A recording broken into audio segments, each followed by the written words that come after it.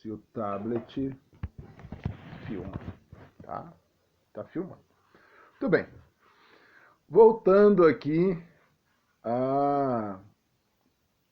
o pessoal me dando sugestão para baixar o programa agora, infelizmente, aí ia ficar demorado muito, né?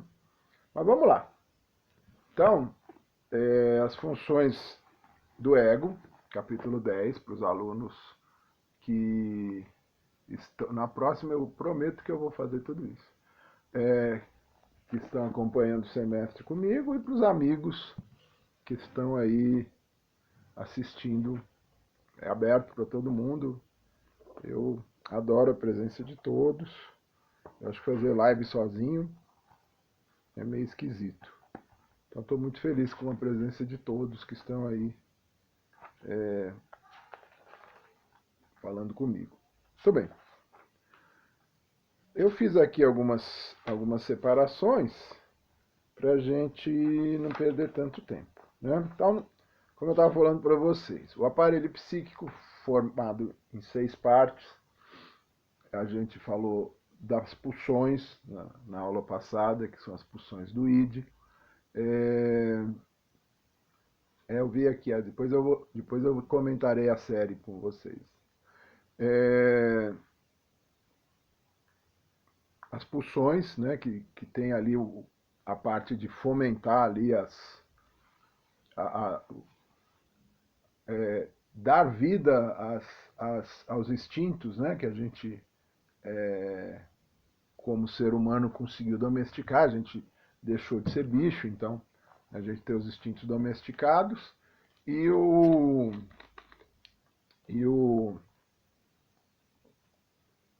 id, então, tem essa função, né? O ego, então, o Freud falava que o ego, a gente nascia id, e a partir do momento que a gente tinha o primeiro contato com a realidade, a gente começava a virar ego, né? Começava o ego é realidade, né? O ego é corpo, o ego é o ambiente. Então, o ego é a nossa realidade, né? A tradução atual que faz mais jus ao que o Freud pensava, que é o eu, né? O nosso eu. Então, o id nascia, a gente nascia id, o primeiro contato nosso com a realidade já ia moldando o nosso ego. Então, o ego ele era moldado,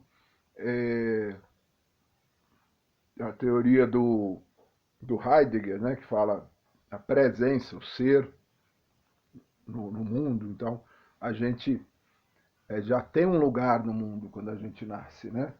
A gente já tem uma realidade dos pais nossos que pensaram o nome, que pintaram o quarto, que puseram um quadro, que puseram um bicho de pelúcia. A gente já tem um ego antes do próprio ego nosso, né? Que é o ego dos nossos pais, os sonhos dos nossos pais, né? O planejamento dos nossos pais. Eu mesmo, quando eu nasci, meus pais tinham uma expectativa muito grande e ficaram super frustrados quando... Mentira, né? Pelo amor de Deus, meu pai e minha mãe. O sonho dos pais, o nome, a expectativa, se vem menino, se vem menina, se, né, como que vai ser o futuro, o que pode se esperar. Então ali já temos uma formação de um ego, né? Se fala muito em herança arcaica. Existe uma herança arcaica não só biológica, né? Existe uma herança arcaica social desse desejo dos pais, ou dessa falta de desejo, às vezes, né? Total de ter o filho, e o filho nasce. Então, o ego vai sendo formado, né? Aí o Freud, no eu e o id, ele faz uma distinção assim, ele coloca 2 tipos, né? Ele fala ego-função, que é o ego consciente, e o ego representação. Isso tem aqui no livro de vocês, né? Quem vai precisar disso depois para a prova, página 123, né? Do livro do Zimmermann, vai acompanhando aí. Se vocês tiverem dúvida, vocês podem me perguntar. Então nós temos o ego função e o ego representação. Resumidamente, para quem vai, né, acompanhar essa disciplina e precisa entender de uma forma muito objetiva, o ego função é o ego que está na consciência, é o que eu sei, né? O Freud fala assim, são funções ligadas aos sentidos, com finalidades. É o ego adaptativo em um sistema perceptivo cognitivo. Aqui seria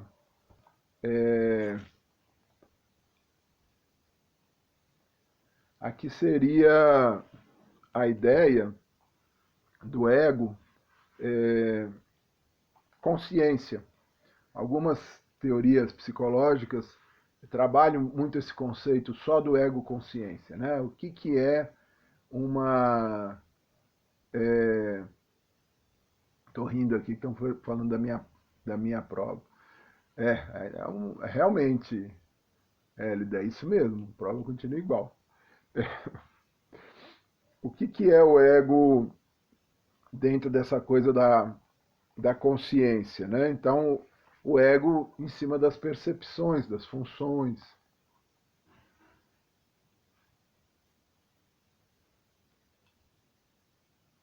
Esse é o livro que eu enviei no Google Sala de Aula.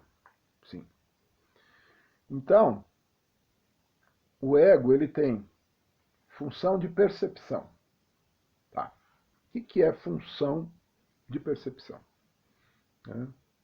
Função de percepção, nós temos os sentidos. Né? E os sentidos, os 5 sentidos que nós temos, eles têm uma função de ler o mundo. Então, a visão, a audição, o olfato, o tato, o paladar, tudo isso são funções da percepção. O Freud, quando fez o primeiro modelo, ele punha assim, consciência, percepção. E aí, essa consciência, percepção está dentro do ego, né? Então, por que está dentro do ego? Porque isso é biológico. Só que, como é biológico, é apresentado para nós. Né? A gente, por exemplo, se a gente for pegar questões culturais, né? Como que a gente percebe as coisas hoje? Uma das funções, por exemplo, do ensino da literatura, da arte, estimular nossas percepções, ampliar os nossos horizontes, né? Quanto mais ampliação de horizonte, mais a gente percebe. Então, mais coisas a gente percebe. Então, a função perceptiva do ego é essa capacidade que a gente vai aprender. Né? Então, a mãe da gente vai trazer para a gente o alimento, a gente vai ter o paladar daquele alimento. Por que para nós é tão difícil, né, quando a gente muda alguma coisa no paladar, né, que a gente começa uma dieta, por exemplo, que você... Lá vou eu falar de dieta, estou perdendo peso aí, meu assunto recorrente. É difícil alguém te introduzir olha, vamos tomar um café sem açúcar. Né? Vamos deixar de comer um pãozinho francês de manhã. Porque a nossa percepção visual, né? A gente come muito com os olhos, você chega na padaria, o cara tem pão quente. Né? Aí você fica, opa, pão quente. Né? Aí você sente o cheiro do pão, você sente o tato, né? A crocância do pão, você aperta o pão, aí vem aquela ideia da manteiga derretida no pão, do café, do cheiro do café. Então, todas essas questões da percepção, a percepção ela se apropria do mundo e a partir do momento que ela se apropria, ela vai criando pastinhas na nossa cabeça de memórias, né? Então, se sua mãe pegar sua bengala de pão e desse na sua cara logo cedo, provavelmente você teria uma mãe muito perversa, muito maluca, e você não teria essa, o pão, né? Você vê o pão, eu não quero nem saber de pão. Me dá qualquer coisa, menos pão, porque eu apanhava de bengala de pão todo dia. Mas as coisas são apresentadas para o nosso campo perceptivo de uma forma muito amorosa. E aí a gente vai se apropriando daquilo, vai criando essas pastinhas. Então, cada função, né? Audição, visão, paladar, olfato, tato, vai se apropriando e vai criando essas pastinhas. Só que o mundo perceptivo é interessante, né? Se a gente. Uma vez eu fui fazer uma contratação numa empresa e eu esqueci o teste. E aí eu cheguei na empresa, estava muito apressado, eu aplicava um teste que hoje não existe mais, que ele caiu, né? A internet banalizou ele, que é o Varteg. Eu esqueci e eu precisava contratar uma pessoa no dia, um auxiliar de produção, que fosse uma pessoa que tivesse uma capacidade de percepção, de detalhamento, e essa vaga era urgente, assim, era uma empresa que produzia tinta e ela precisava urgente dessa vaga. E aí o que eu fiz?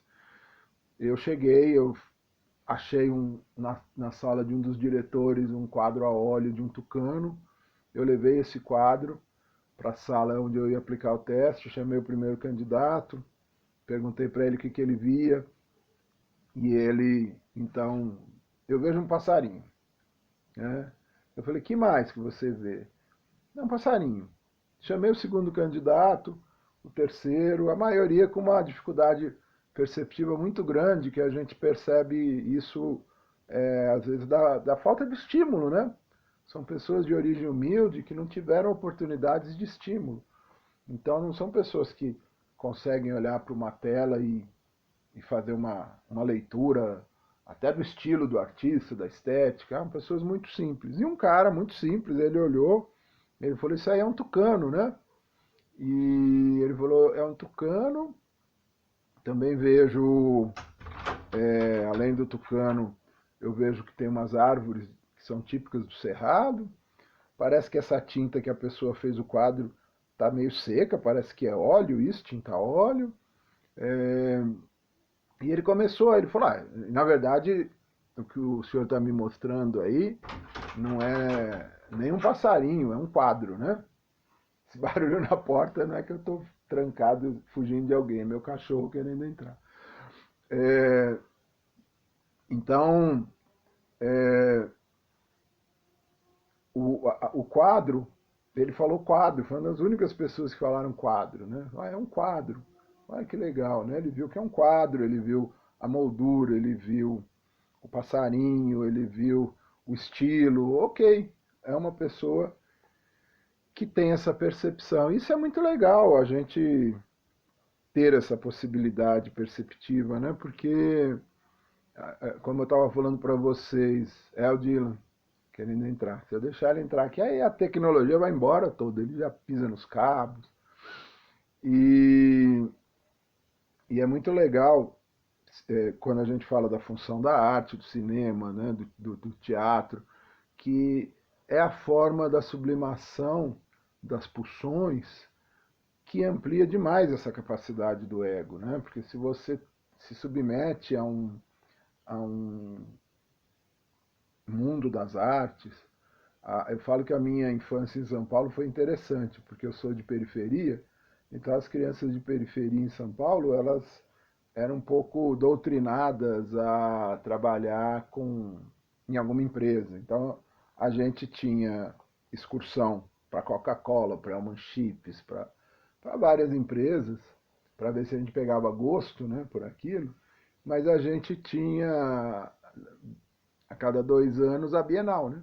Então a Bienal, para uma criança de 8, 9, 10, 11 anos, ver um quadro do Salvador Dalí, ver um quadro do Van Gogh, igual tem no MASP, né? Eu podia ver no MASP também.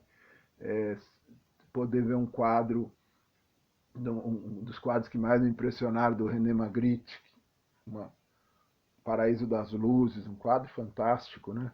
Então, aquilo ali mexe demais com as nossas emoções e coleta essas percepções muito positivas em relação às artes, né?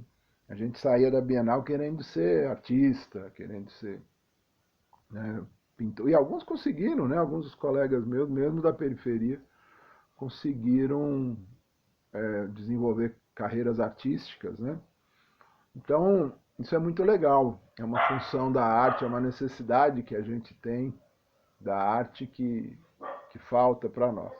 Então, essa função, primeira função do ego, que é uma função do ego, no eu e o id, o Freud chama do ego-percepção, né?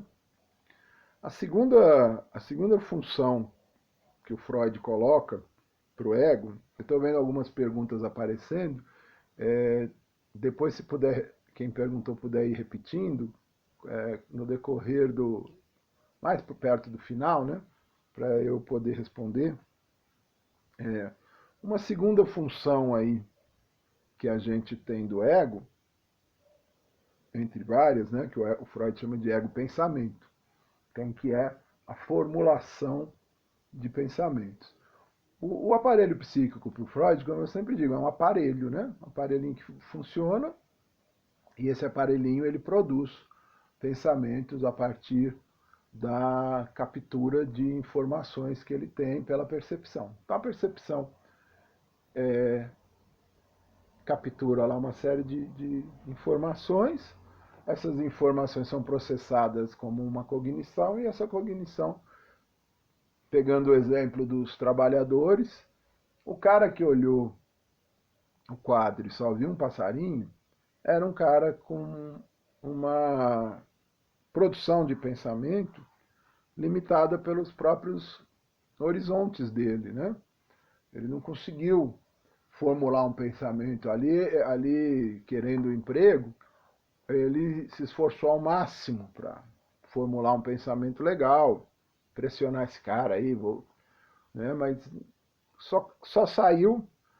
A gente já viveu muito isso, né? Você está ali com uma expectativa de querer impressionar uma garota, um garoto, uma pessoa que você gosta, uma pessoa, principalmente uma pessoa que você acha que é mais que você, né? E, e aí você precisa formular um pensamento e você fica totalmente ansioso e a ansiedade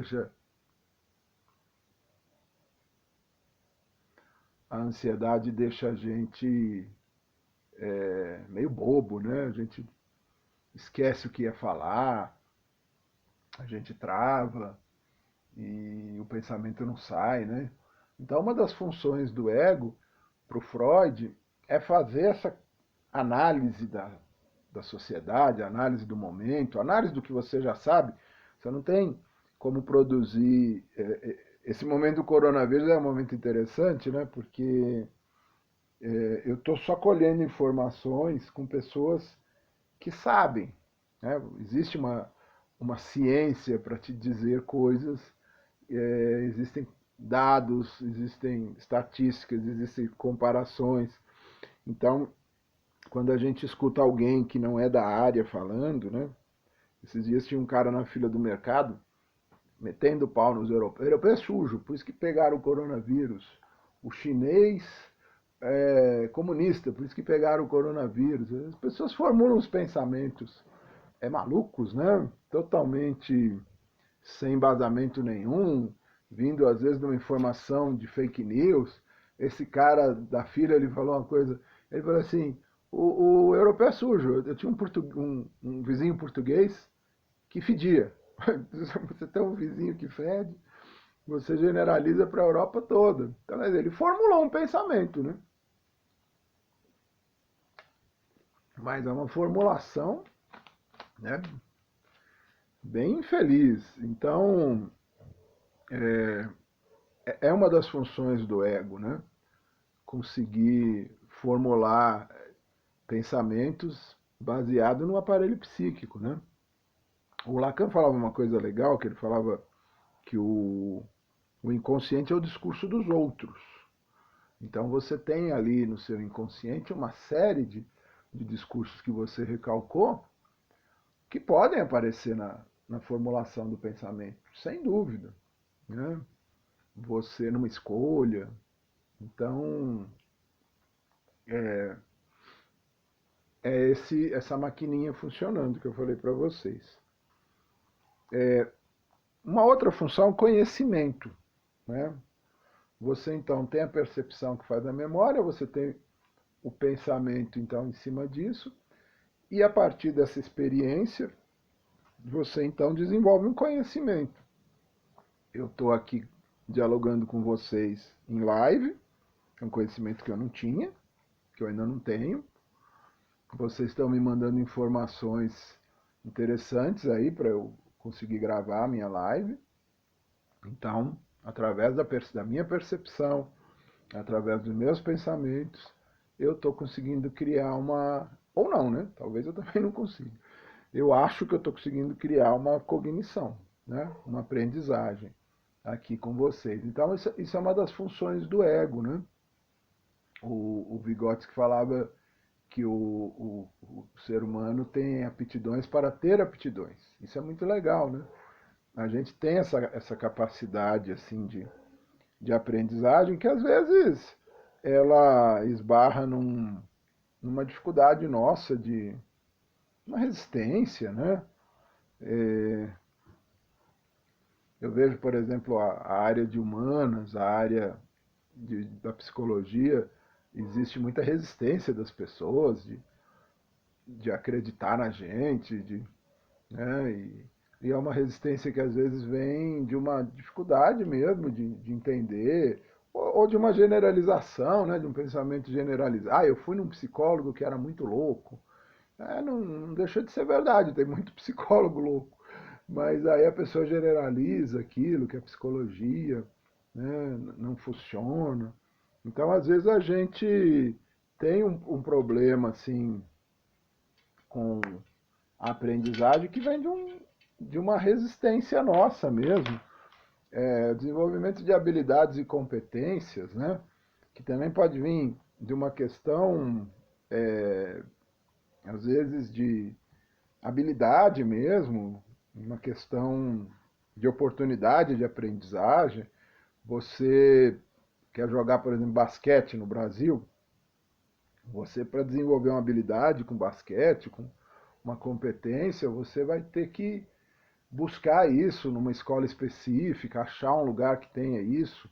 Né? E se você quiser aprender futebol no Brasil, é, hoje também mudou muito isso, né? Antigamente você aprendia na rua, hoje talvez você tenha que ir numa escolinha também, mas tem as escolinhas, né? Então, realmente a gente vive essa capacidade do conhecimento e o conhecimento no decorrer da história do homem ele foi ganhando uma, uma força de dominação, né? Então, se você tem o conhecimento de uma determinada vacina, você salva muitas pessoas. Se você tem o conhecimento de um determinado meio de comunicação, você pode alienar muitas pessoas. Quer dizer, há uma guerra hoje em cima do nosso conhecimento, né? E do compartilhar o conhecimento. Quando um professor é desqualificado é uma tentativa de matar isso, né? De falar assim, olha, os professores são doutrinadores, são pessoas perigosas, são pessoas do mal, né? Você está afastando as pessoas do conhecimento e está aproximando elas de uma falácia, né? De uma mentira. Olha, eu sou a pessoa que tem o caminho certo para você, não confie no seu professor, né? A gente que é professor está vivendo um período medieval, né? Período assim, olha, grave o seu professor e mande, porque ele será punido, né? Como se a gente fosse um grupo de pessoas do mal, né? Não um grupo de facilitadores do conhecimento. Então, o ego ele tem essa capacidade do conhecimento que vem da percepção, do pensamento, da capacidade analítica do ego. E tudo isso vem da aprendizagem. Volto a repetir para vocês, tem muita gente que fala para mim, eu tenho medo de fazer terapia e ficar dependente. Eu falo, a vida do homem é a vida da dependência. A gente depende da mãe, a gente depende dos professores, a gente depende das pessoas que a gente confia, que a gente ama. A dependência é positiva e negativa, né? A dependência que você tem um planejamento para sair, né? Você vai fazer um curso, você vai, né? Eu tenho tanto aluno meu que ficou muito melhor do que eu, né? Por aí. Isso é uma coisa que foi muito positiva, porque houve esse desenvolvimento durante o curso e no decorrer da vida a pessoa foi, né, depender de um outro professor, de um supervisor, de uma outra pessoa, e foi crescendo, foi estudando, isso é muito legal. Então, essas aquisições egóicas, elas vêm do outro, não tem jeito, né? Mal-estar na civilização, o Freud fala do nosso sofrimento, né? O sofrimento está ligado ao eu, meu envelhecimento e minha morte, a sociedade que é contra o nosso projeto de vida. Ficou fácil de dar esse exemplo agora, né, com a quarentena. A gente não pode seguir o projeto de vida. É... Então é complicado para nós, né? Então, e o que o Freud fala do outro, né? O sofrimento maior do homem é o outro. Então, é o sofrimento e é também a aprendizagem, é também o conhecimento. Vamos lá, gente. Acho que estão acompanhando. Se tiver dúvida, vai segurando a onda aí, depois vocês me falam. Uma quarta função, juízo crítico. Então, o ego vai desenvolvendo percepção, pensamento, conhecimento. E isso vai aqui no lobo frontal, parte do juízo, desenvolvendo um juízo e uma criticidade, que vai desde o do juízo crítico mais banal, da criança pôr a mão no fogo e criar ali, nossa, não posso pôr a mão no fogo, né? Então, vai desde desse juízo crítico até o juízo crítico mais complexo, que a gente começa, por exemplo, um exemplo muito atual, né? Estou te acompanhando do Japão. Puxa, seu Carlos está no Japão mesmo? Tudo bem. Vou. Tive uma namorada japonesa, aprendi a falar meu nome em japonês. É...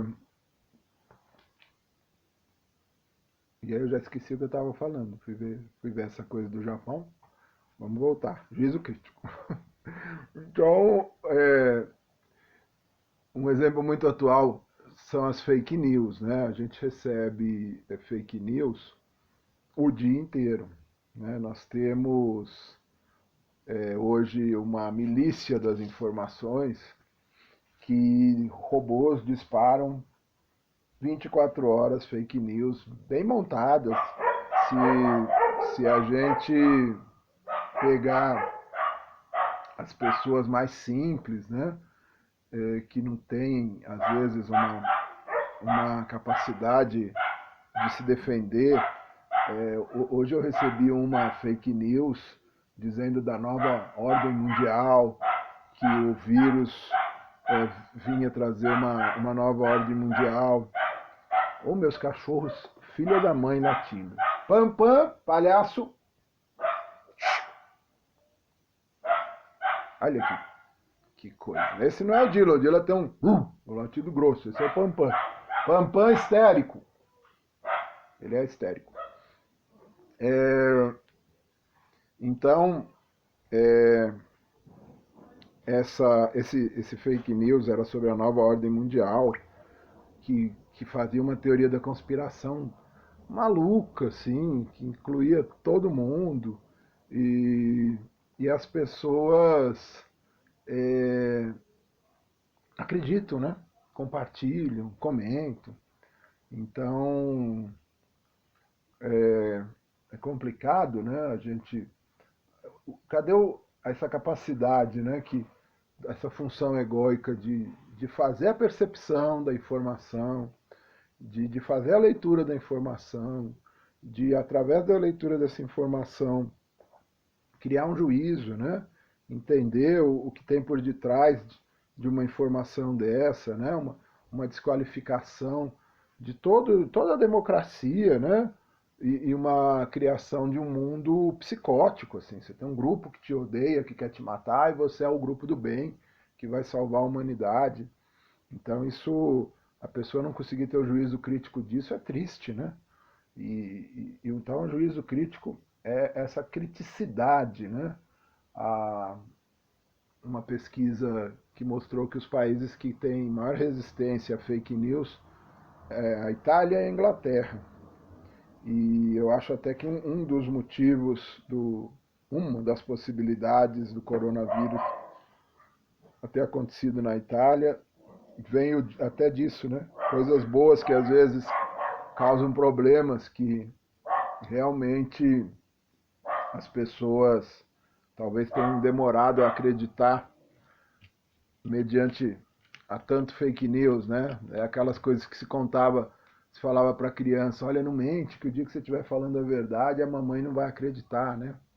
Então a gente está vivendo isso, e o juízo crítico, o Adorno, um filósofo alemão, ele fala que a gente precisa emancipar, a emancipação intelectual, né?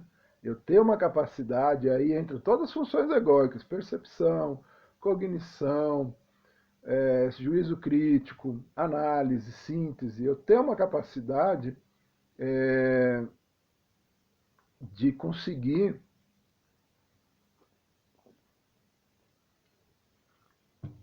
Denise, você está me fazendo umas perguntas muito boas, eu vou te responder no final, tá? É, ter esse juízo crítico, ter essa capacidade nossa de, de fazer essa avaliação. E isso vem numa emancipação intelectual. E quem está conseguindo se emancipar hoje, né? A gente morre de rir com aquelas pessoas pobres de direita, né? Você esperar de lugares que não teria como você ter um pensamento, né, preconceituoso. Uma vez eu vi um jogador falando que ele não tinha preconceito com jogadores negros, e ele muito negro, né? E ele não se percebia negro. E ele falando, aí ele foi e soltou que todo goleiro negro de vez em quando toma um gol, come um frango. Come um frango, para quem não é do futebol, deixa uma bola fácil entrar, né? E é interessante de imaginar, né, que ele não se percebe negro e que ele não tem essa criticidade, essa emancipação. A emancipação, ela vem de uma aprendizagem política, social, artística, né? Para você conseguir ter um pensamento emancipado. Você pode ter um pensamento emancipado liberal, progressista, mas esse pensamento ele precisa ter unidade, né? Ele não pode ser um pensamento fragmentado. Eu atendi uma garota feminista bolsonarista. Poxa, você fica assim perplexo, né? Como que alguém pode ser feminista bolsonarista? Como você pode ser feminista machista, né? É uma contradição. Como que o ego. O ego é bastante contraditório, mas. É,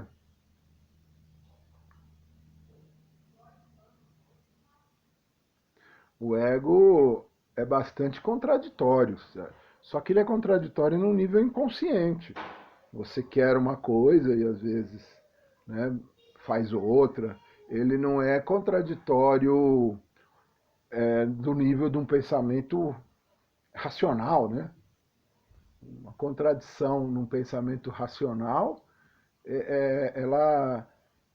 ela beira um déficit cognitivo, algum problema, ou de caráter, que você está mentindo, né? Ou é, uma. Denise, o meu lado masculino Só que no caso do lado masculino, ele bate no lado feminino da pessoa, então não dá. É complicado, né? A pessoa ter um pensamento desse, assim. Então a gente vê que não há uma emancipação, né? Haveria necessidade dessa emancipação como uma função egóica, né? Vamos pegar mais uma aqui. Inteligência. O que é inteligência, né? Capacidade humana de resolver problemas. Então, vamos lá. Percepção. Você vai resolver um problema, né? Eu sou uma pessoa péssima para resolver problemas simples. Então, se você falar assim, tem que transportar um sofá de um cômodo para o outro. É muito provável que eu destrua uma parede, que eu quebre o sofá, que eu quebre o pezinho do sofá, que o sofá caia no meu pé, porque eu não consigo resolver esse problema. Talvez eu não queira, talvez eu não goste, talvez eu rejeite, né? O serviço braçal, a minha família fez muito serviço braçal, talvez eu tenha uma coisa de não gostar do serviço braçal e desenvolvi essa incompetência profunda. Esses dias eu fui no mercado, comecei a guardar as coisas na sacolinha, a caixa falou para mim, pelo amor de Deus, para, que o que o senhor está fazendo não existe. O senhor está pondo ovo com caqui, o senhor está... Para, deixa que eu faço. Ela tirou da minha mão a sacola. Então tá bom, empacotador eu não poderia trabalhar. E quando me apresenta uma coisa complexa, eu gosto. Então vai muito aí, respondendo um pouco a primeira pergunta da Denise do desejo, né? Tem o desejo é muito forte aí dentro dessa questão egóica, né? E dentro dessa formação toda. Então a capacidade de resolver problema é pegar essas funções do ego e pôr em prática, né? Tá, se eu precisasse ser empacotador de supermercado, então eu teria que imaginar os produtos que possam ser esmagados, como pão, caqui, ovos, né? Eu teria que trabalhar a minha percepção, estragar alguma coisa para ter uma experiência, né? Para conseguir resolver esses problemas. E é muito interessante como a inteligência é uma coisa. Eu gosto sempre de citar a Helena Meirelles, que é uma violeira maravilhosa, que tinha mais de 1.500 modas de viola memorizadas no, no Museu do Rock. Parece que tem uma palheta, não sei se era no Museu do Rock, no Museu da Música tem uma palheta de osso dela do lado da palheta de Jimi Hendrix.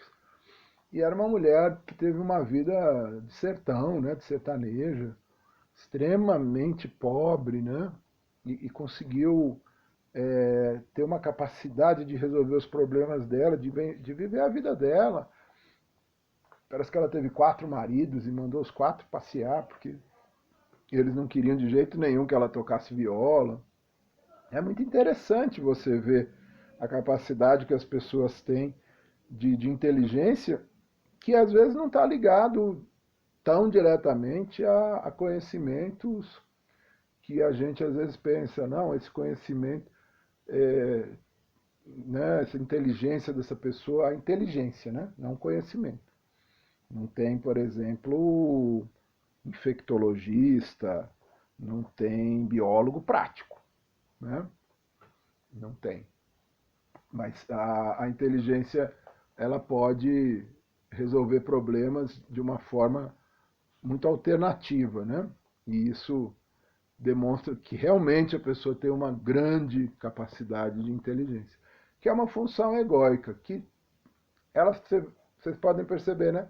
Estão todas ligadinhas uma na outra, né?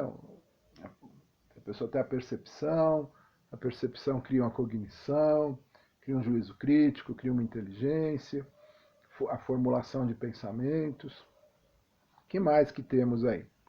Capacidade de discriminação. Eu conseguir pegar alguma coisa, né, e fazer uma separação do que é o que, né? Discriminar é essa capacidade, essa função do ego de separar uma coisa da outra,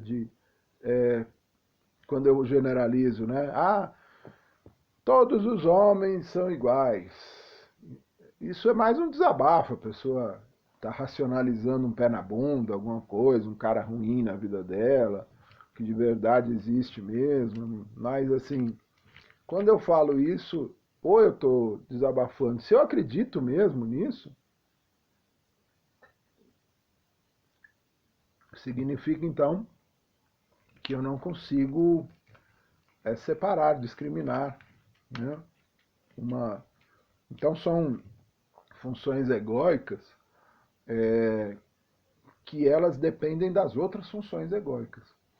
Quando o Freud fala que o ego tem capacidade de análise e síntese, é isso, né? O que é análise? Eu quebro, analisar é quebra, né? Eu quebro em pedacinho as coisas e vou analisar. Então, quando eu quebro em pedacinho, por exemplo, eu estou com um sentimento de angústia muito grande, eu quebro ele e vou analisar e eu olho, isso aqui, essa angústia, ela está relacionada ao desamparo, essa angústia está relacionada à neurose de sobrevivência. Então eu consigo fazer essa identificação das minhas angústias, dos meus sofrimentos, que às vezes parece que é tudo a mesma coisa, né? Eu estou triste. Tá, você está triste com o quê? O que aconteceu? Não aconteceu nada. Alguma coisa aconteceu. Né? Eu não dormi direito. Você não dormiu direito por quê? Então, a gente entende que, de fato, vou fazer uma coisa que eu não posso fazer em sala de aula, que é fumar. Tempos de coronavírus, fumar um cachimbo, enquanto eu falo com vocês. Aí fica aquela coisa assim.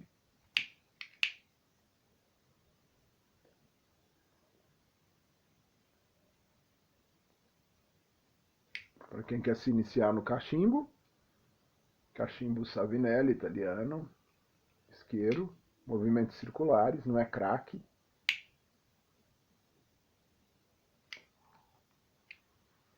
Fumar não engorda, não. Como dizem, esmagrece. Não emagrece. Então, essa capacidade é muito sofisticada, né, da discriminação. A gente conseguir fazer essa separação que às vezes é muito sutil, né? Tristeza é tudo tristeza.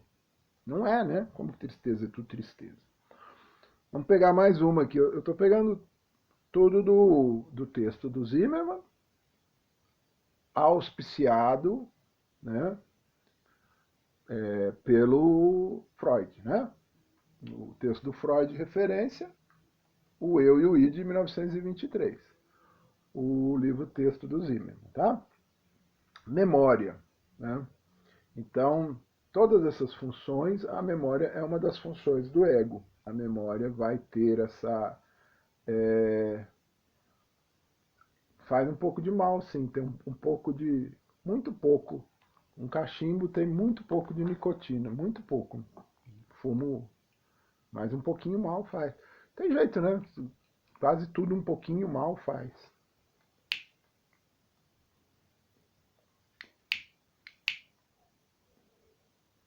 Então, uma dessas funções do ego é você conseguir fazer uma apreensão de alguma coisa na memória.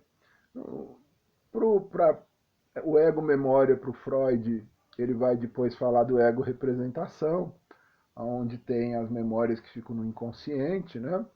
E as memórias imediatas que a gente consegue associar de usar, né? A gente consegue lembrar, ou o ego pré-consciente, onde algumas memórias que não são tão usadas ficam lá, e aí de vez em quando Coca-Cola também faz mal. Hoje eu estou aqui numa fazeção de mal para mim mesmo, incrível. Coca-Cola, trabalhar, né? Trabalhar faz muito mal. cachimbo, tudo. Daqui a pouco uma pedra de crack. Aí...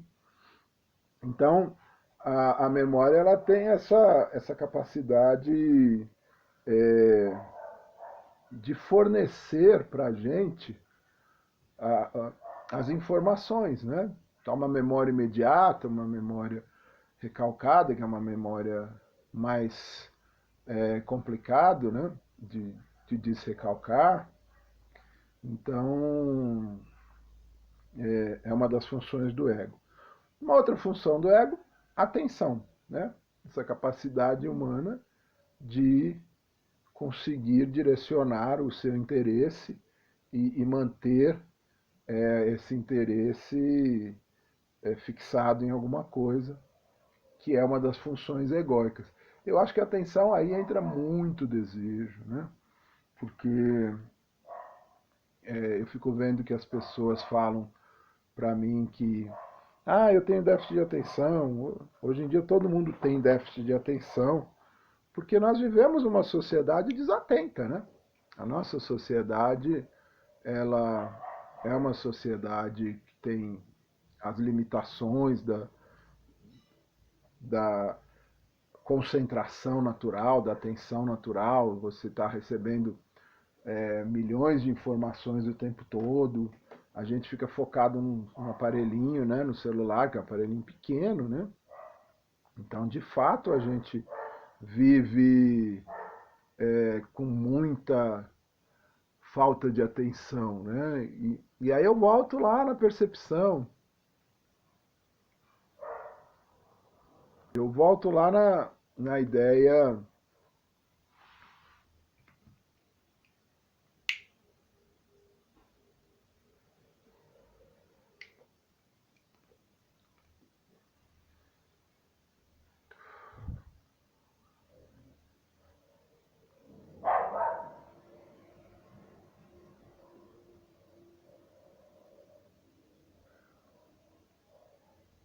esperando o pessoal voltar.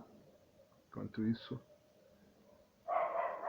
umas baforadas artesanais aqui.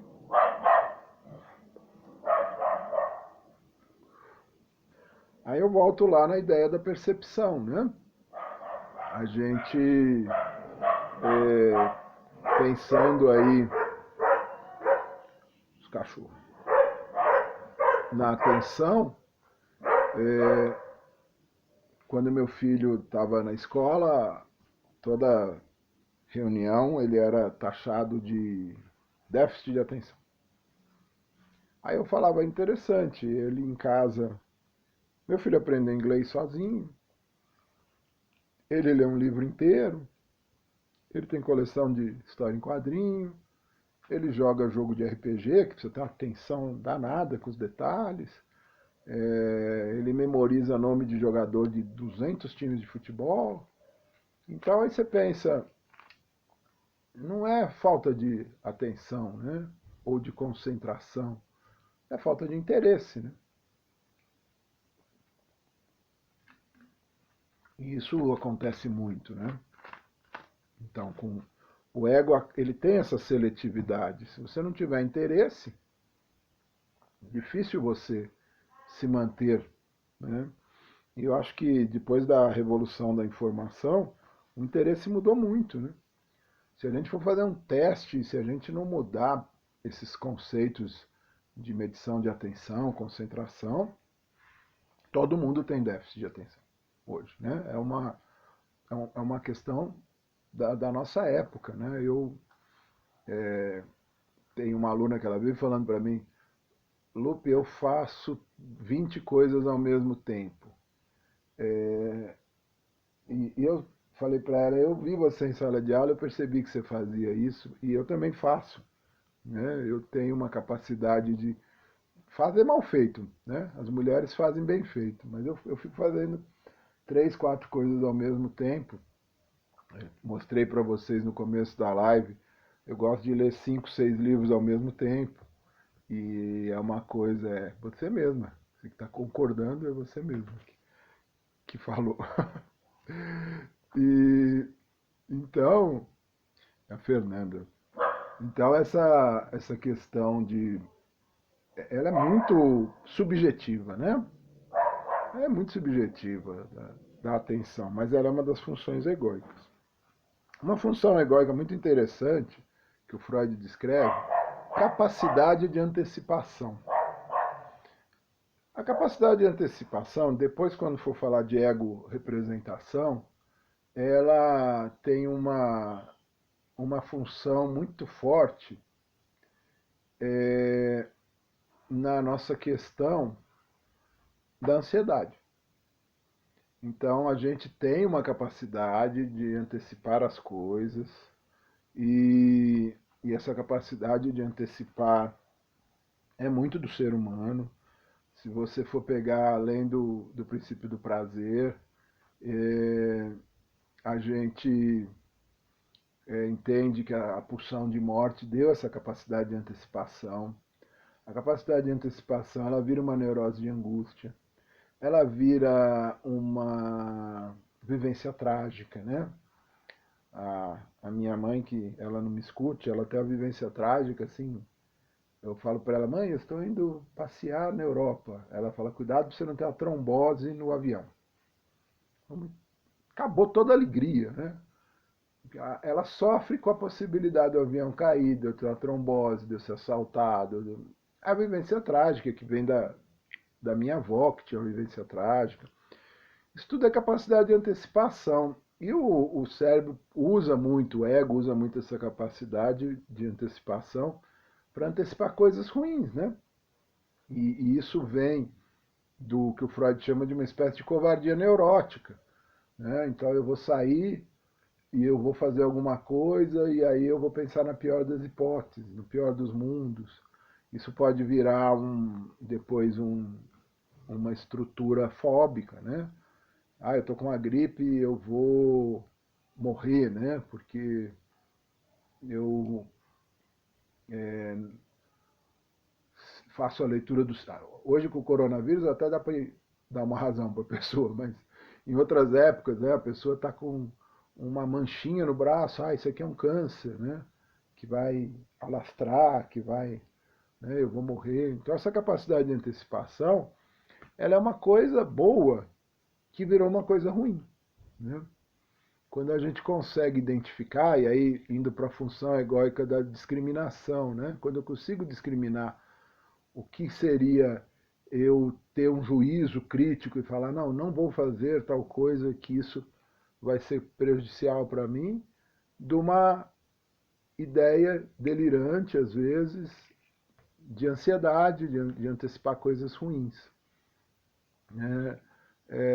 Estão me perguntando sobre a intuição, né? A intuição é essa capacidade de antecipação, né? Eu intuo, eu imagino que por alguma razão, por uma experiência de outro ou minha, que eu fui em tal lugar e nesse lugar que eu fui, ou da mídia, né? Eu tive um paciente que uma vez ele precisou ir no Rio de Janeiro, ele marcou a viagem para ir e voltar no mesmo dia e ele entrou em pânico, né?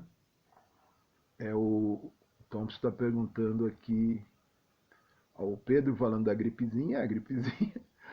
O Tom se perguntando da hipocondria, né?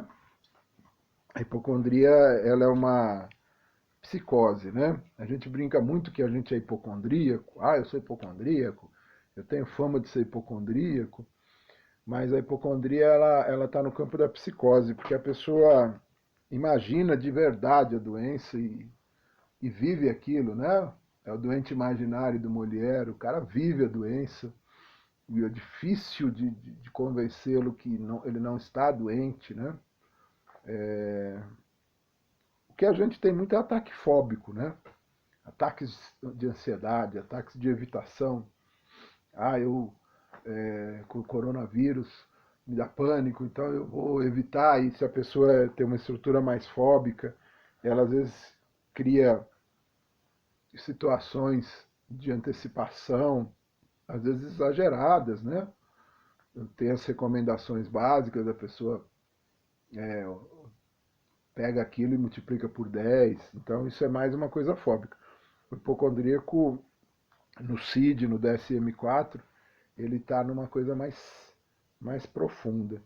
A capacidade de antecipação no esporte é interessante. Você vê grandes craques, né, do futebol, que é o único esporte que eu entendo, que conseguem fazer jogadas antecipando o que outra pessoa é, pode fazer. Então o cara projeta uma coisa no futuro, ou ele antecipa um lance. Isso no trânsito também, você, às vezes você está dirigindo, você antecipa, poxa, esse cara está dirigindo, ele não está dando seta em nenhuma vez, talvez agora ele também não dê, e aí você consegue ter essa capacidade, né? Isso é uma capacidade sofisticada do ego. Por isso que eu falei que ela é positiva, né? O Pelé, né? O Pedro está falando do Pelé, realmente. Você tem jogadores que buscavam atalhos no campo, né? Conseguiam pensar uma jogada mais rápido que os outros. Isso é uma capacidade. Uma capacidade também, uma das funções egóicas, a postergação. Né? Você conseguir, de alguma forma, o Freud falava, no próprio Eu e o Id, ele falava assim, os fóbicos têm bom senso.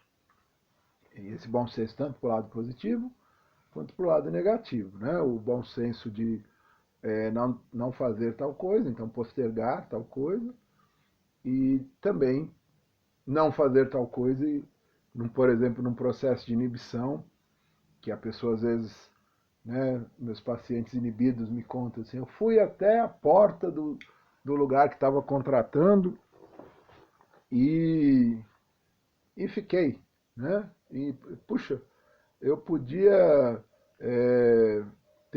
ter entrado, né? E não entrei. E aí você fala, por que você não entrou? A pessoa, ela, ela sabe que não entrou, mas ela não sabe por que não entrou. Se ele fosse recalcado, ele nem sabia. Se ele fosse recalcado, ele nem sabia que ele teria que procurar emprego. Esse sabe que tem que procurar emprego e chegou na porta do emprego e não sabe por que não entrou, né? Então ali teve um processo de inibição do ego que, quando você aperta a pessoa, ela vai trazer lá uma situação que ela se sente castrada, reprimida, que ela acha que vai fazer alguma coisa que não vai ser legal, né? Vai passar vergonha social, né? Muito bem. Daria para falar muito tempo aqui. Linguagem e comunicação, né? A, o, o Lacan me trouxe um pouco para o lado dele. Eu sou um psicanalista que tem uma visão assim muito realista do, do mundo, dos pacientes que eu atendo, do lugar que eu estou, né? É, e, e eu fico pensando que o Lacan, quando ele traz o inconsciente para dentro da linguagem, ele acaba trazendo um lugar, né, para o inconsciente, porque a gente vivia pensando onde está o bendito do inconsciente, né?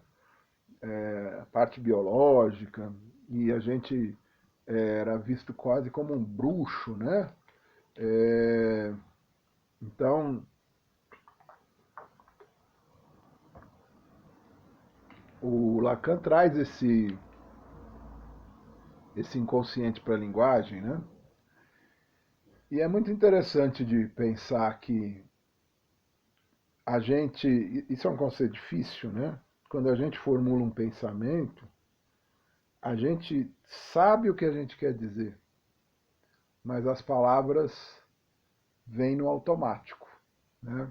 A gente não pensa, a gente é pensado pela gente mesmo, mas é assim que funciona, né? O discurso nosso vai, uma palavra vai puxando a outra, é uma associação, é a psicanálise, né?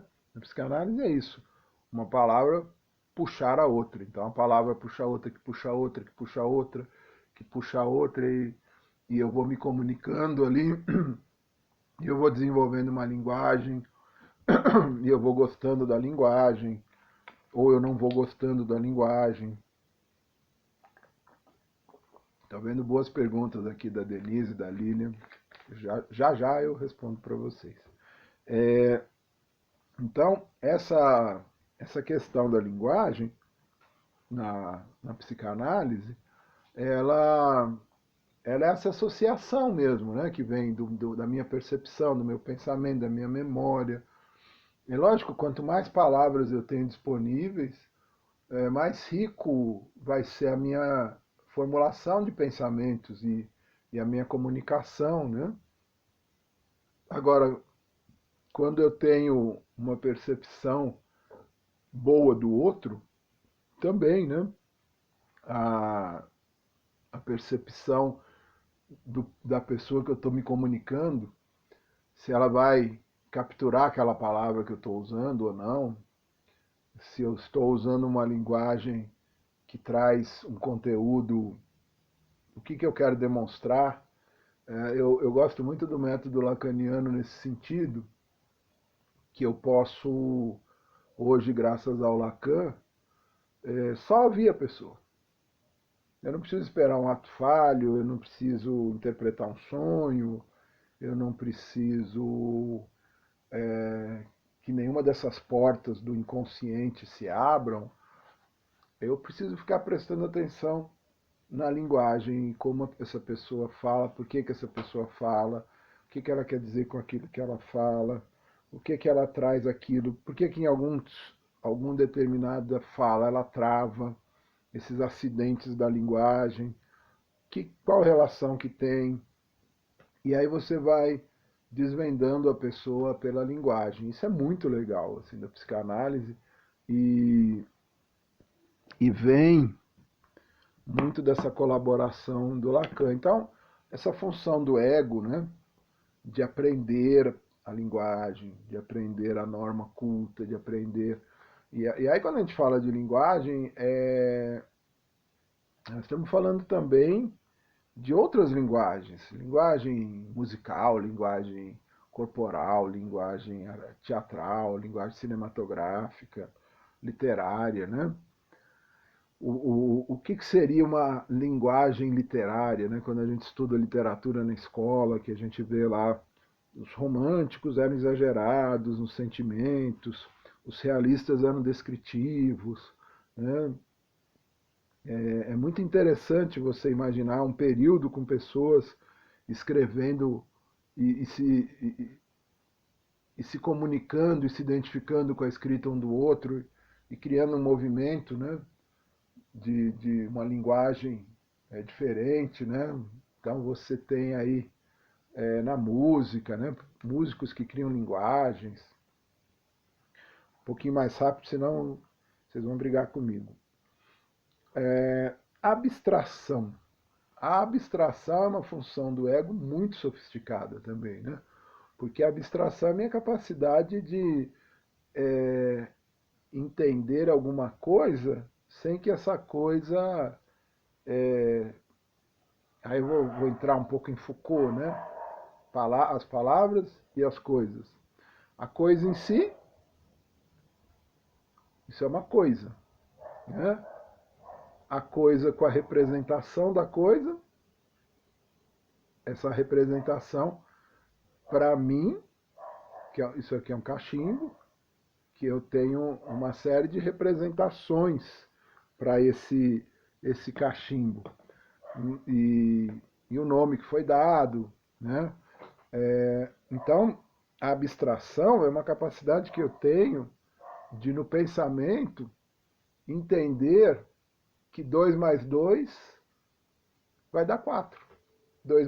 O 2 é uma abstração.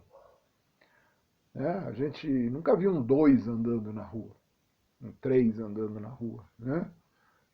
Você não tem um vizinho, meu vizinho é o 4. Não tem. Né? São abstrações. A matemática ela é toda filosófica, porque ela é feita em cima de abstrações. Né?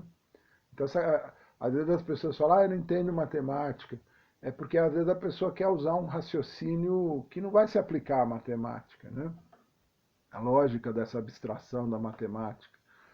Então, ter essa capacidade de abstrair na sua cabeça, né, imaginar alguma coisa, é uma função do ego. Continuando, o Freud ele fala assim, o ego tem função de análise e síntese. Quando ele fala análise, ele está falando pensamento, percepção, conhecimento, juízo crítico, inteligência, discriminação, memória, atenção, capacidade de antecipação, postergação, linguagem, comunicação e abstração, e atividade motora. E a síntese? A síntese, ela vai ser essa capacidade de pegar tudo isso e criar uma coisa simbólica na sua vida. Né? Depois de tudo isso, o que eu sou? Né? Quem eu sou? Como, como que eu penso? Quando eu falo para vocês que a gente precisa criar uma emancipação, né? Como eu me emancipo do mundo, né? Como eu me emancipo do pensamento geral das pessoas? Vai falar, mas você vai emancipar de um pensamento geral, você vai pegar o pensamento de outras pessoas. Ok, mas foi a partir de uma construção intelectual minha. Né?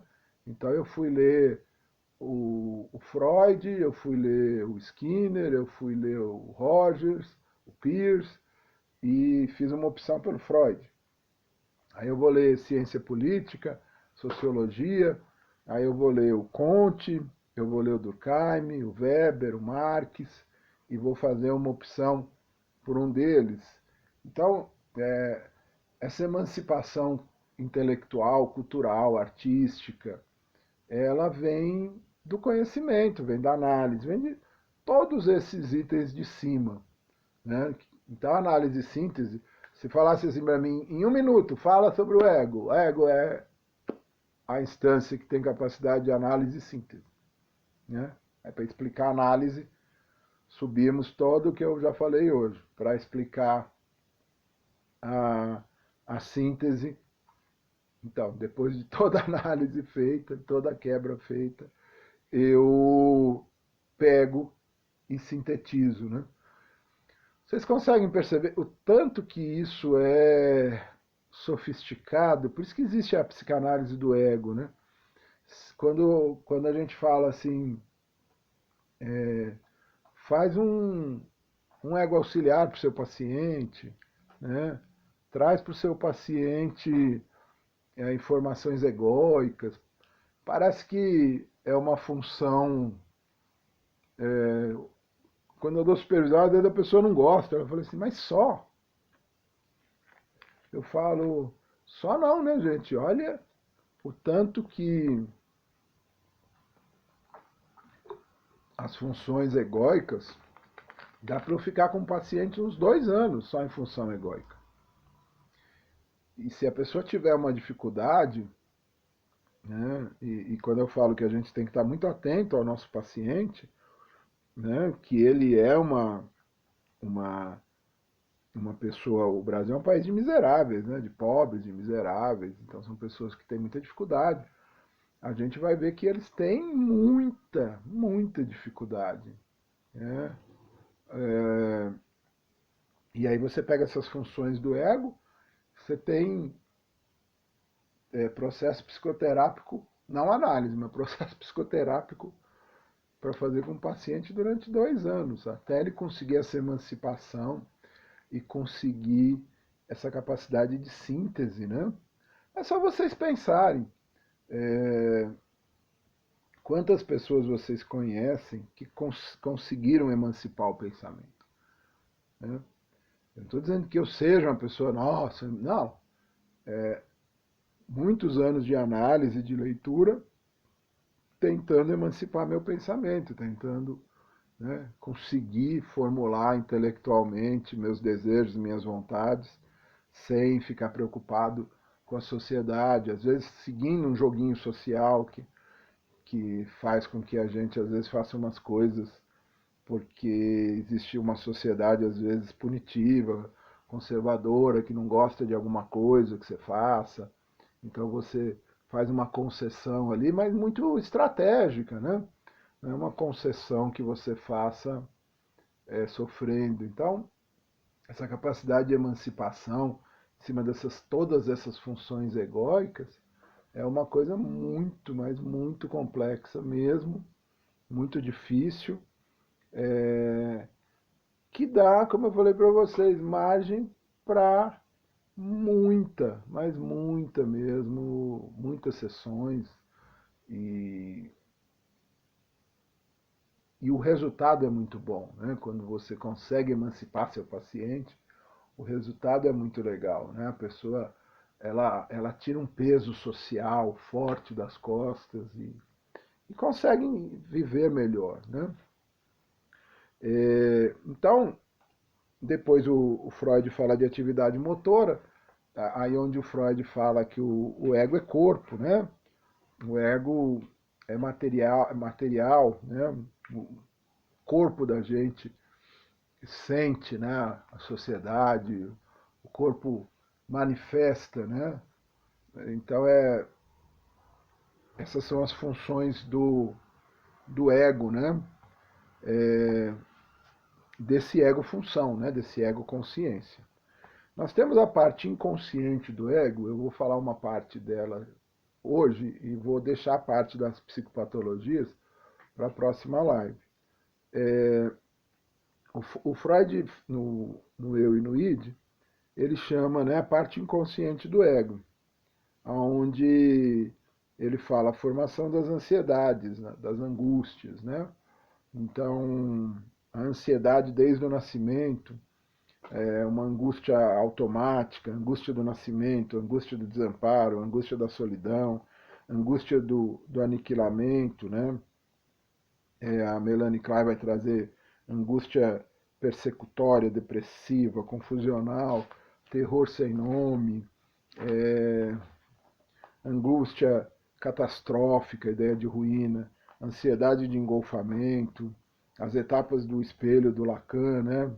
O desejo do outro, assim, só para vocês terem um panorama aí do ego inconsciente, né?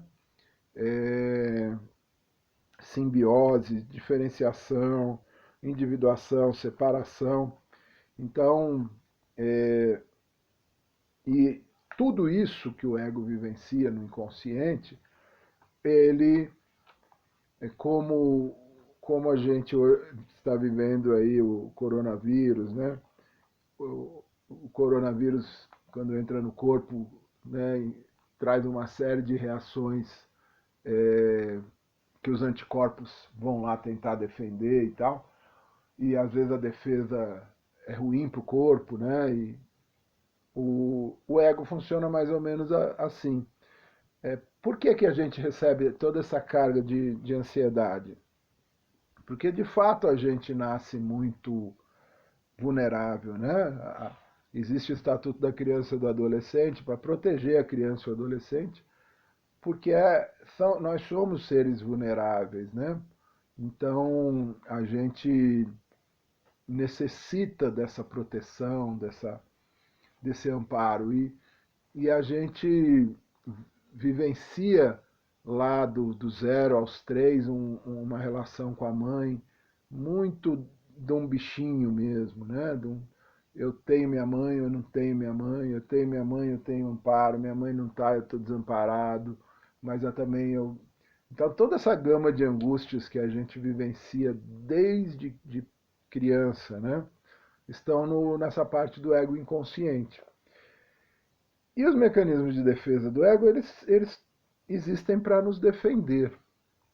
Por isso que a gente chama a segunda tópica de estrutural, porque ela é uma tópica que, com as defesas do ego, ela estrutura uma personalidade. A defesa. O Freud chamava todas as defesas do ego de negação. Mas, por exemplo, o recalque é uma defesa que tem esse poder de barrar essas angústias e de deixar essas angústias stand-by em volta de nós e cria essa covardia neurótica que a gente tem. Então cria essas estruturas histéricas, cria estrutura fóbica, cria estrutura obsessiva, mantém essas angústias, né, em volta, e isso vira uma estrutura, né? Então, essa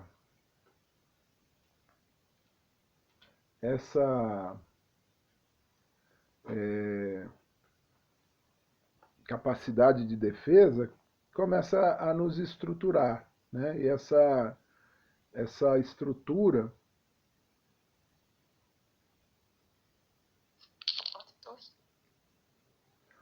estrutura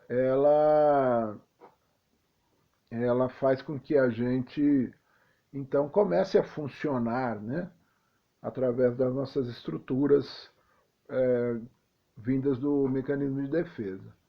A renegação é um mecanismo de defesa que faz um recorte tão profundo no nosso aparelho psíquico, no nosso ego, que estrutura a gente para a psicose, para vocês terem uma ideia, né?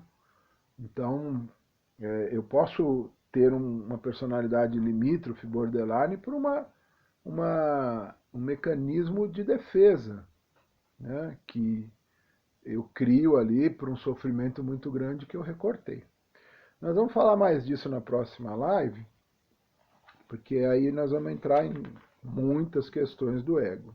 Quinta-feira que vem, às 19h15, eu vou falar um pouco disso e já vamos entrar no outro capítulo, no 11, que é o capítulo do superego, tá? Do supereu. Pessoal, perguntas, eu deixei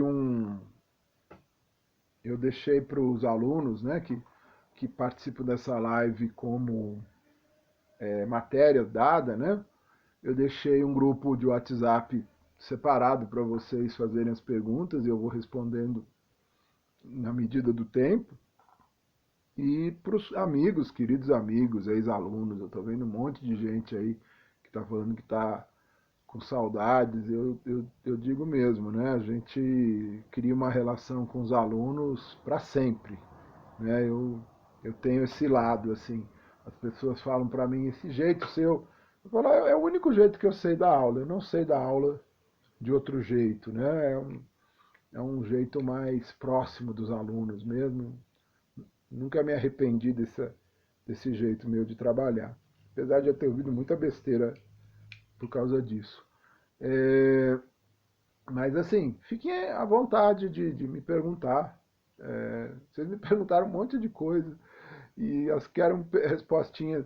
Não leve a mal, gente. Aquela respostinha simples eu falei na hora. E aí tinha umas perguntas muito bem elaboradas, grandes, assim, que eu acabei não falando, porque senão a gente ia fazer uma live de 1 dia e meio. Mas assim, a Denise gostaria de assistir suas aulas como ouvinte, claro, convidadíssima. Na Casa Freud, na Fama, da minha parte, está convidada. Então, se vocês quiserem, eu vou deixar aí 5 minutos para responder perguntas. Fiquem à vontade, tá? De perguntar.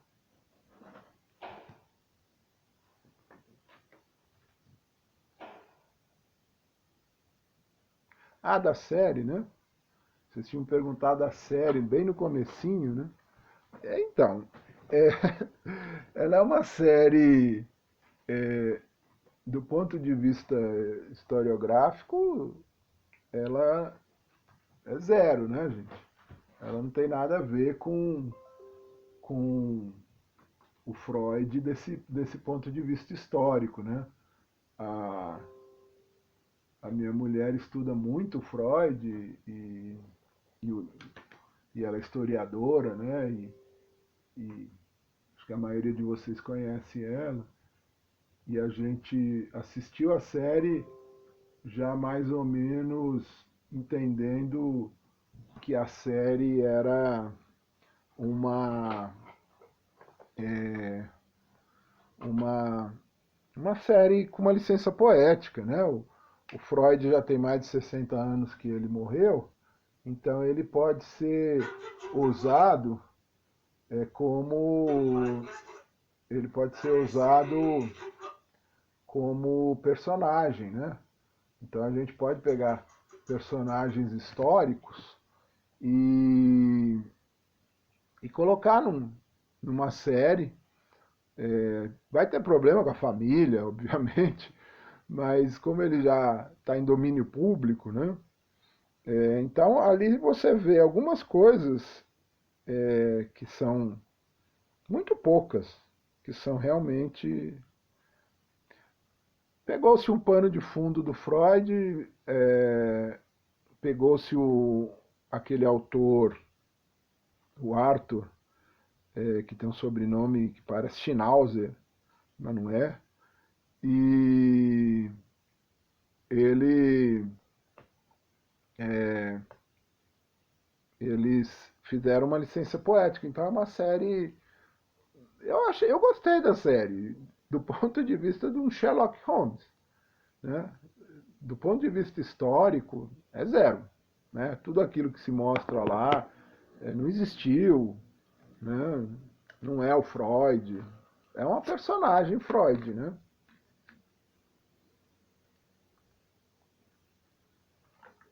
Pergunta que fala um pouco sobre a hipnose.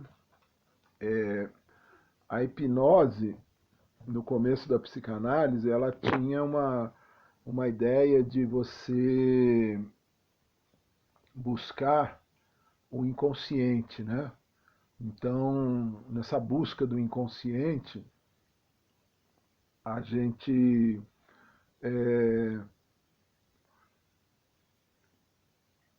tentava achar isso de uma maneira da pessoa fora da consciência. Só que o, o próprio Freud abandonou pela questão de ser um método que não era eficiente. Igual eu falei para vocês, a linguagem me dá muito mais caminho para eu chegar a, do que a hipnose, né?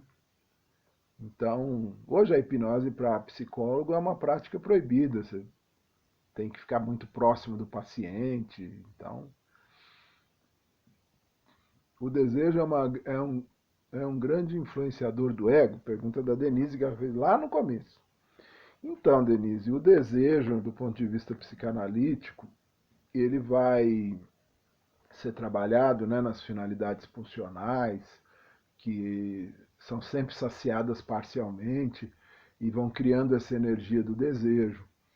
E para o Freud, quando o complexo de Édipo é resolvido, a gente cria o que ele chama da coisa freudiana, né? Do inconsciente, do elemento faltante. Esse elemento faltante, ele busca essa completude. Só que essa completude, quando se completa, ela automaticamente precisa de um novo completar-se, né? A atividade sexual ela é interessante porque você faz o sexo e você não consegue fazer o sexo o tempo todo, então você consegue renovar aquele desejo por um tempo, né? Então o desejo ele é um, um combustível fantástico na teoria da sexualidade e também na vida existencial para essa busca desse elemento faltante que vai estar sempre faltando, né? E aí, quando eu tenho, ele me satisfaz parcialmente, né? E depois eu vou. O Freud ele fala que as pulsões sexuais elas têm satisfação total e, e as outras são satisfações parciais. Mas mesmo a satisfação total, ela te pede uma renovação de satisfação. Né? Então, o desejo é um combustível muito forte do ego. A Lilian, sobre a capacidade de antecipação e exposição ao risco. Então, se a gente pegar a ideia do ego como um lugar que às vezes. Vamos lá, psicopatologia da vida cotidiana, né? Os acidentes. Às vezes a pessoa é super fóbica e ela anda de moto, né? E você fala, poxa, mas é uma pessoa super fóbica que anda de moto, às vezes corre de moto. Então existe um diálogo constante nosso, né, com as nossas angústias, com os nossos desejos, com as nossas vontades de resolver situações, da pulsão de morte. Então, às vezes, a capacidade de antecipação ela é meio recalcada assim da função egóica, né? E a pessoa às vezes se expõe a um risco que você às vezes fala para ela, mas por que é que você topou, né? Por que que você fez, né? Então é um pouco isso, sabe? Denise, essa também você já tinha feito. E as representações sociais? Não acaba de enfraquecer a percepção ou mesmo travá-la? Então, nesse universo das representações, né, que eu acho que a palavra, de novo, né, o livro do Foucault, recomendo para vocês, As Palavras e as Coisas, e a teoria do Vygotsky, né, também muito boa. Essa criação de representações sociais que estão para o Freud no pré-consciente, né? Então a gente vai participar de alguma determinada situação da vida e aí a gente tem uma representação. Esse meu paciente que foi para o Rio de Janeiro com uma representação social de que o Rio de Janeiro era um lugar muito perigoso, que ele tinha que sair do avião, fazer o que ele tinha que fazer e já voltar para o avião e o avião dele deu problema porque ele comprou a passagem muito em cima e ele entrou em pânico. Quer dizer, ele tem uma representação muito complicada, né? Que fez com que ele vivenciasse todo esse medo. Eu uma vez fiz uma experiência interessante, eu dava aula numa turma de publicidade com alunos muito jovens que se vestiam com roupa muito moderna, uma moda meio hipster, e eles nem sabiam o que eram os hipster. Eu perguntei em sala se eles tinham ideia do que tinham sido os hipsters, que aquele tipo de roupa era um tipo de roupa de um cara que trabalhava em estiva, que era meio vagabundo mesmo. Então tinha as camisetas meio ruins, assim. E como era uma turma de publicidade, eu vou fazer um experimento de representação social. Peguei e fiz um questionáriozinho, homem, mulher, amor, vida, entreguei para eles responderem. E não é que saiu um questionário de um conservadorismo louco, assim. O papel da mulher, um papel restrito, pequeno, o papel do homem, um papel superestimado, o papel do homem, tudo muito conservador. Uma turma jovem, né? Então, realmente, eu acho que nesse momento eu chamo de milícia do WhatsApp, né? Nesse momento de milícia do WhatsApp, de robô, de gente mandando informação estúpida para nós o dia inteiro, isso vai criar uma representação. É a representação que se criou da esquerda, por exemplo. Você não pode falar que você pensa de uma forma social. É tão incrível, né? Você tem que ser capitalista. Você tem que pensar no dinheiro, não no social. Ah, porque a esquerda acabou com o Brasil, a esquerda, não sei o quê. E as pessoas não entendem que a democracia é um diálogo de. Você vai ter o empresário querendo ganhar dinheiro e você vai ter o professor, o trabalhador, querendo melhorias no social. Vai ter que haver um diálogo aí. Não vai dar para nós temos na extrema direita o Hitler, na extrema esquerda o Stalin. Olha que tragédia, né? Se você mata a direita ou mata a esquerda, você cria uma ditadura, que é uma forma de governo autoritário, totalitário, terrível, sanguinário. E as pessoas entraram nessa, né? De cabeça, assim. A esquerda não presta, a esquerda rouba, isso é coisa de esquerdista. Que é uma ideia tão cafona, né? É uma ideia dos anos 60, lá dos Estados Unidos, aquelas donas de casa com aqueles cabelinhos virados assim, que tinha raiva daqueles homens de terno ridículos, uma cafonice de pensamento, né? Uma estupidez mesmo, assim, muito grande, e as pessoas entraram nisso, né? Criaram essas representações. A Kelly, vamos ver aqui. A psicanálise postula algo no sentido da dimensão espiritual do ser humano, como a ideia de que alguns transtornos psiquiátricos são confundidos com questões espirituais e vice-versa. Eu gosto de vice-versa, porque ele cai bem em tudo, né? Kelly, então, para a psicanálise, o campo espiritual ele é o campo que a gente chama dos mistérios, né?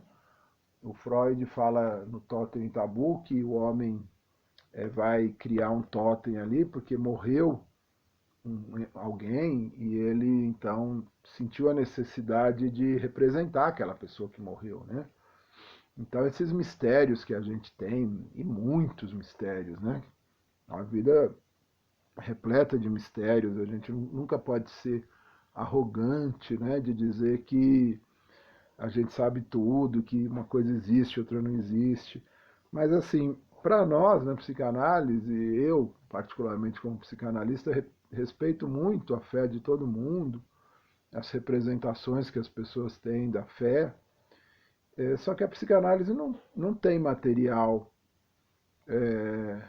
que se aproxima de alguma coisa espiritual. É mistério, ouvir o que o paciente tem a dizer da fé dele, respeitar e ajudar ele egoicamente, igual eu falei, a elaborar às vezes uma diferença do que é fé para o que é às vezes um fenômeno de massa, né?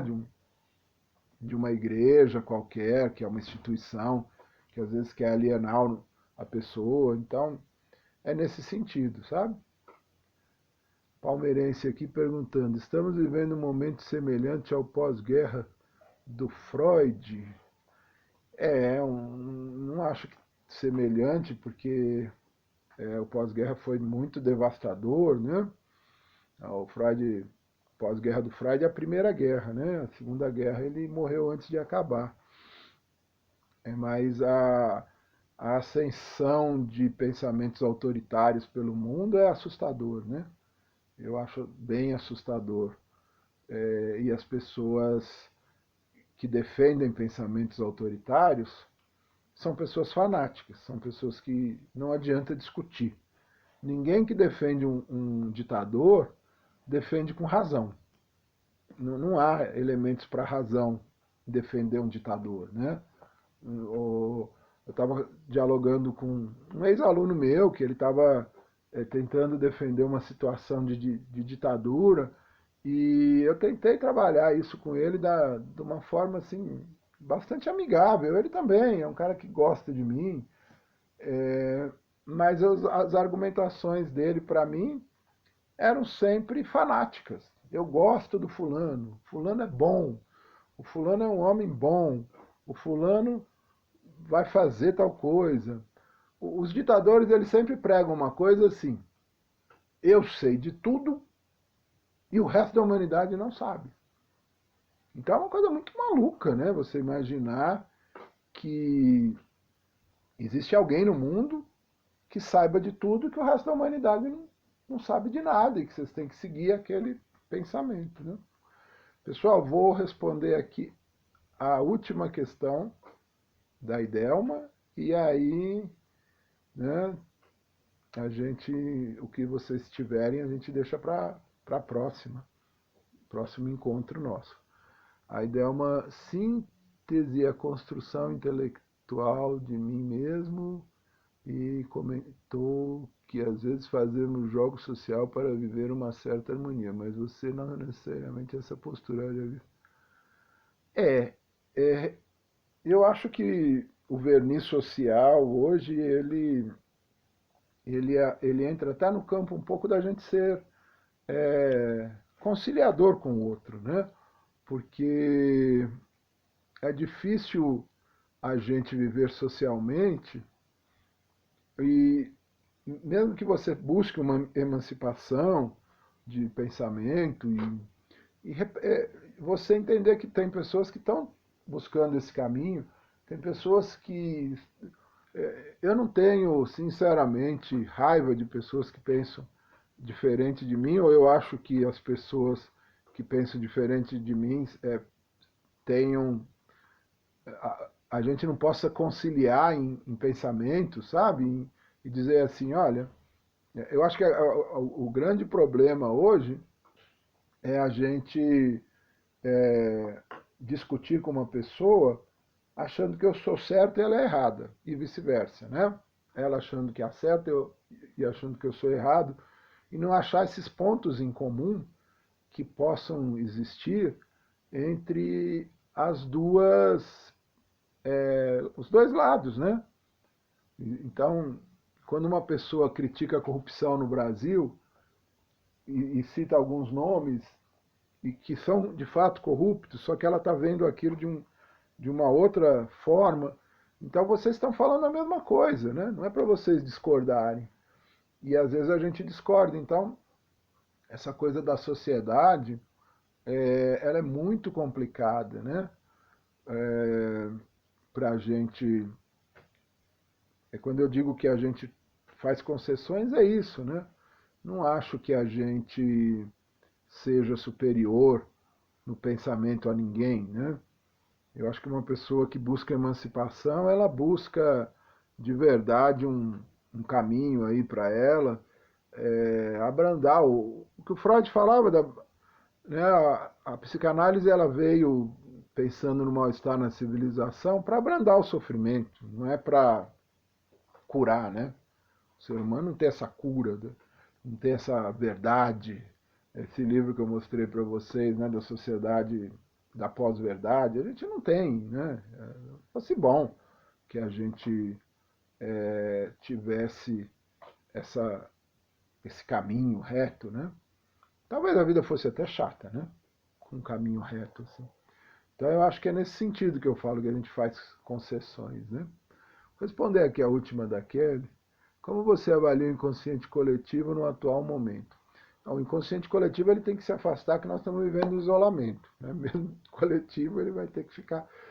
Brincadeiras à parte, o inconsciente coletivo ele é uma teoria da herança arcaica, né? É uma teoria do Jung, que o Jung fala muito de inconsciente coletivo, mas é uma ideia da nossa herança arcaica, assim. A gente tem no...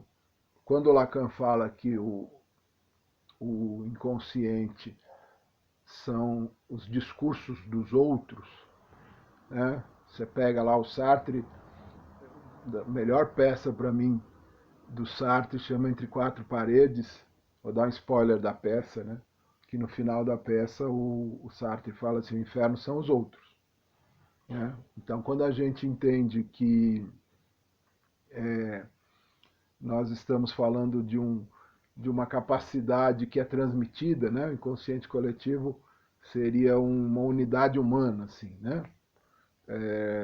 Que o Jung pensou e o Freud não usa bem esse termo. Como eu falei, ele usa a herança arcaica, uma herança humana, né? Que a gente tem um fundo humano, assim, que a gente acaba transmitindo, né? Para as pessoas. Então, eu acho que hoje, quando você pergunta como que fica o inconsciente coletivo, eu acho que a massificação ela começa a ser realmente um processo de... É triste dizer isso, né? Mas é uma espécie de uma perda dessas funções egóicas, né? Para usar um termo simpático. A gente começa a perder as funções egóicas e começa a funcionar pelo princípio do prazer, né? A gente vê pessoas vivendo relações muito superficiais, relações muito ligadas à manutenção de um status quo, de um lugar, que é muito triste, né? As pessoas é, lutarem tanto por um termo que a gente chama de falso self, né? O que é que você quer com esse carro? O que é que você quer com essa roupa?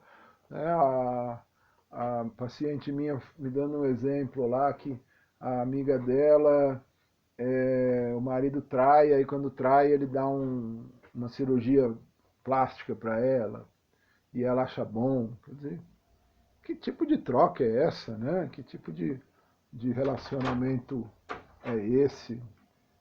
Então, realmente, eu acho que se existe hoje alguma unidade, ela é nesse sentido. Pessoal, então, quinta-feira eu espero vocês, todos vocês, para a gente continuar essa live. Desejo aí um grande abraço a todos. Acabei de ver uma colega aqui de faculdade, que eu há muito tempo não converso com ela. Um grande abraço. E a semana que vem, então, estamos aí, né? As dicas de leitura, aproveitar esse momento coronavírus para ler, né? E estou à disposição. Vamos encerrar novamente com uma música do Tom Zé, que fala que eu estou te explicando para te confundir. Eu estou te confundindo para te esclarecer. Tô bem de baixo pra poder subir. Tô bem de cima pra poder saber ignorar. E comendo para bom.